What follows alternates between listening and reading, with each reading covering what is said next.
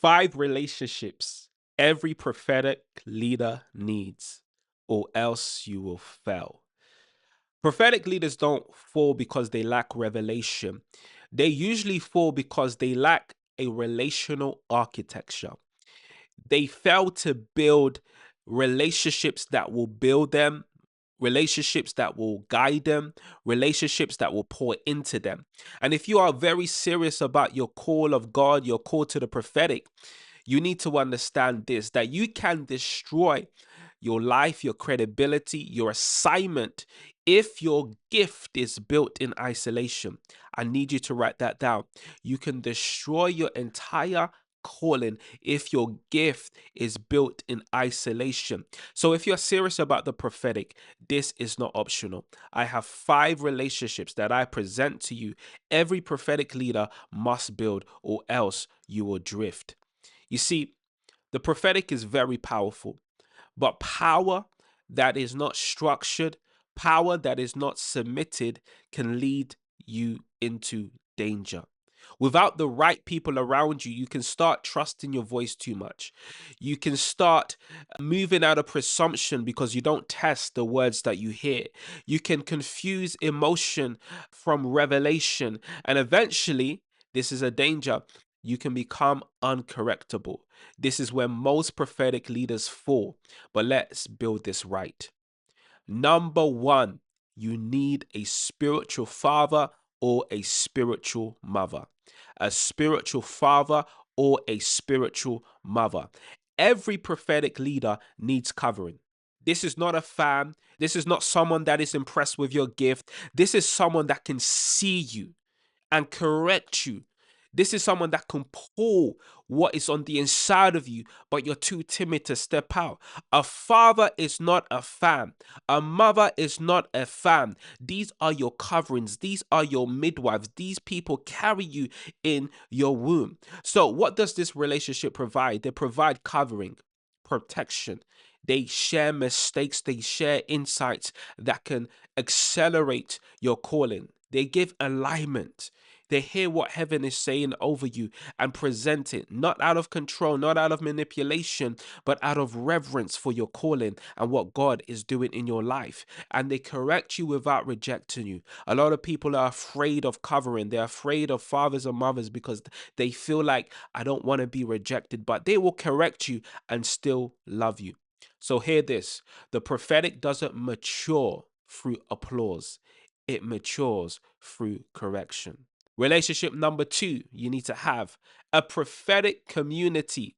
You cannot grow in isolation. It's dangerous. Consecration doesn't mean isolation. Consecration means your heart is devoted to God, but a lot of prophetic leaders, they cover isolation to say that I don't need relationships. It's just poor people skills you have. It's just poor people interaction. You don't know how to keep a relationship, but you need a prophetic community, a people that can hear God with you, a people that can test the words you release, that can confirm. I've seen so much acceleration just by being in a prophetic company. You are able to discern together. Because if you are the only voice you trust, you are already off balance. The prophetic matures in discernment, not in isolation. So you need a prophetic community. Number 3, you need an apostolic leader. This person gives direction to what you hear. Prophets reveal, but apostles position and they help you govern. So you may hear God accurately. You may hear the word of the Lord, but it could be the wrong time. It could be the wrong place. It could be the wrong way. And so an apostolic leader will help you to discern when to release, will help you discern when to apply, will help you to understand when it's time to build or when it's time to incubate. So prophets need to attach themselves to apostles, and apostles need to attach themselves to prophets, because revelation without strategy will create chaos. Number 4, this is one that a lot of people miss out. You need honest friends. Listen, come here, prophet, sit down. You need friendships. People who don't just look at you as a gift, but they see your humanity. They are able to make you less spookier, less airy fairy, less so spiritually minded that you forget about the earth. This is the people that keep you human. They should be able to laugh with you, challenge you, and tell you the truth without fear. These are the people who see you and not just your gift. So if everyone, hear this by the Spirit of God, if everyone around you is impressed by you, you are in danger of becoming an entertainer. I hope you hear that. If everyone around you is just, oh, man of God, prophet, and no one can know you by name. Now, listen to this. I'm not talking about people becoming familiar or dishonoring the grace. Your friendship should be able to recognize the grace, the hand of God of your life, but they should be able to also minister to your humanity and see you as a son, as a daughter of God. And number 5, you need disciples. You need sons and daughters. You need to ask yourself, who are you reproducing into? Jesus said, go and make disciples. And as a prophet, you need to make other prophets. You need to be able to recognize who is an emerging prophet around you.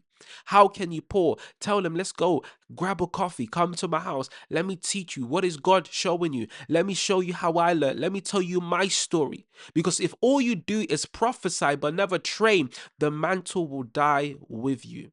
The prophetic was never meant to create stars. It's supposed to create disciples. So this is the benefit of having spiritual sons and daughters, because they will force you to teach clearly. They will force you to model consistency. They will force you to multiply what you carry. In my own life, it's when I've poured into my sons and daughters that I've realized that I actually have something that unless if they weren't there, I wouldn't be able to actually draw it out. So these people act as a drawing out of the wealth of the wisdom that is on the inside of you. So you need to pour into the next. You need to recognize who has God placed on the inside of you and intentionally pull them in. Don't wait for them to call you. Be intentional. Yes, you may test their commitment, test their desire, test their hunger, but create a bridge so they can cross over. So the prophetic is not just about revelation, it's about relationship. A lone prophet is a vulnerable prophet. So find your people, build these 5 relationships, and you will grow and you will begin to receive God, His voice, His direction in a greater way. That is why I created and I wrote this book called Prophetic 101, The Receiver. This will teach you the posture of how to hear God, how to receive the promptings of the Holy Spirit more accurately and more consistently. If you want to invest into your prophetic calling, the link is in the bio. I want you to chase formation. That's why I'm inviting you right now to subscribe to this channel. Hit that bell button so whenever I drop videos around the prophetic, around formation, around discipleship, around your mantle, around your calling, you'll be the first one to know. God bless you. I want you to write down in the comments, what relationship are you needing of? And I'll see you in the next video. God bless you.